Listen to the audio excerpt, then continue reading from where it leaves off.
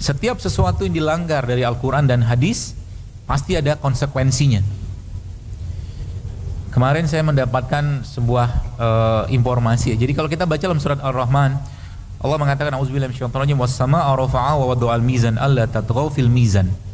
Dan kami ciptakan keseimbangan itu. Keseimbangan apa? Di bumi, langit, makrokosmos, mikrokosmos, semua Allah ciptakan keseimbangan. Maka jangan dirusak keseimbangan tadi.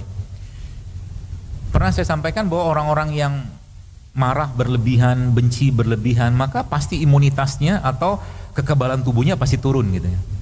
Pasti turun. Lemah orang itu. Ya. Dan kalau keseimbangan tadi terus-menerus dibiarkan, maka penyakit fisik akan datang. Jadi dia peneliti yang kirim pesan ke saya ini, dia cerita tentang dahsyatnya zikir gitu kan. Dia cerita tentang penelitian dia. Awalnya mau cerita tentang obat-obatan, tapi akhirnya dia meliti tentang hubungan zikir dengan keseimbangan tekanan darah. Dia menarik ya, ternyata orang-orang yang situ sekitar 60 responden, 60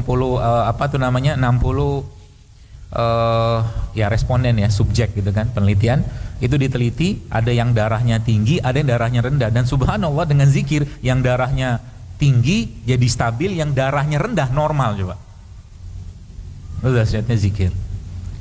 Dan zikir yang terbaik apa? Al-Quran, membaca Al-Quran. Yang kurang dari kita zaman sekarang apa? Yang kurang dari kita zaman sekarang, kita mungkin banyak yang belum merasakan vibrasi dari Al-Quran. Kalau Al-Quran itu bisa memberikan vibrasi yang luar biasa, maka kanker pun bisa hilang di sana.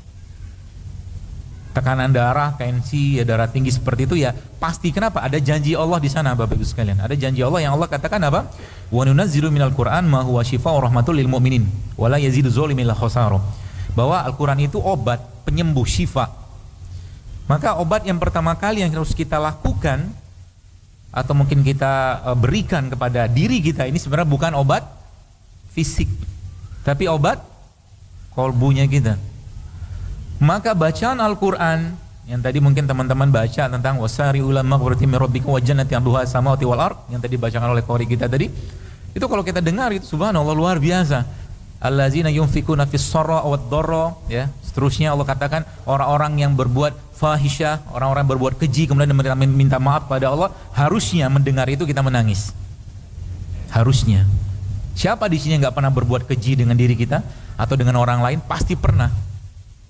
Ingat kalimat itu, ingat kata-kata itu, atau mungkin baca terjemahannya, harusnya air mata kita menetes. Ya.